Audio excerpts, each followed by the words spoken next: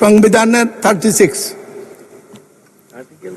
মাননীয় স্পিকার, আপনি অনুমতি দিলে আমি একটু সংক্ষেপে বলে নিতে পারি। বলুন। মাননীয় স্পিকার, আমাদের এটা স্বাভাবিক কথা, আমরা সবাই চলি, সংবিধান আমাদেরকে সেই রাইট দিয়েছে।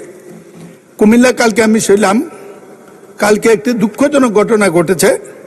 একজন সরকারি কর্মকর্তা কাস্টমের নবীন অফিসার দেখার মতো তাকে সরকারি ডিউটিতে গিয়েছিল চট্টগ্রামে, পরশু রাত্রে আসার পথের মধ্যে কে বা কারে তারা হত্যা করে ফেলে দিয়েছে বাড়ি যাওয়ার পথে রাস্তাতে নেমে।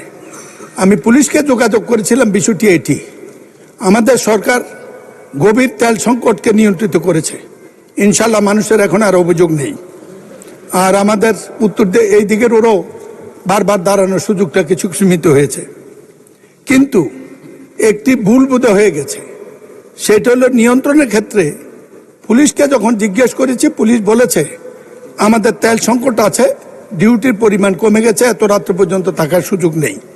এই লোকটি নির্দয়ভাবে নিহত হয়েছে, কাস্টম কর্মকর্তা। কুমিল্লা মানুষ তাকে পছন্দ করে। কালকে এই মৃত্যুর ঘটনা আলোড়ন সৃষ্টি করেছে। পুলিশ বলেছে তাদের তেল সংকট আছে, তেল নাকি রেশন হয়েছে।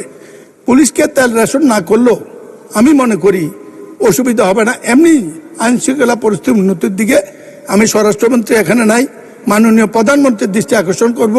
এই ব্যাপারটি পুলিশের তেল রেশন, আইনশৃঙ্খলা বাহিনীর তেল রেশন অবিলম্বে প্রত্যাহার করা হোক, নাইলে আইনশৃঙ্খলা সংকট সৃষ্টি হবে। এতে আমাদের জনগণের নির্বিঘ্নে চলাচলের সমস্যার সৃষ্টি হয়।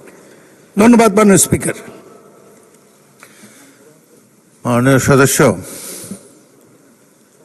আচ্ছা, মাননীয় সংসদ নেতা কিছু বলতে যাচ্ছেন।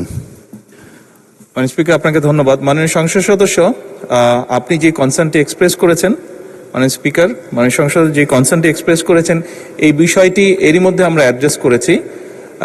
পুলিশ সহ এমার্জেন্সি বাহিনী যারা আছে, পুলিশ হোক, অ্যাম্বুলেন্স হোক, ফায়ার ব্রিগেড, এই জাতীয় যারা আছে, তাদের উপর থেকে এই যে এম্বার্গোটা ছিল এটা সরিয়ে নেওয়া হয়েছে।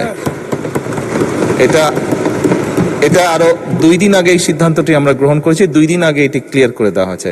কাজে আশা করি ইনশাল্লাহ এই সমস্যা আর হওয়ার কথা না। ধন্যবাদ। ধন্যবাদ মাননীয় স্পিকার। ধন্যবাদ মাননীয় সংসদ নেতা। আরেকটি পয়েন্ট অফ অর্ডার আমি উত্থাপনের জন্য অনুমতি দিচ্ছি। মোহাম্মদ নাজিবুর রহমান, মাননীয় সদস্য, পাবনা 1।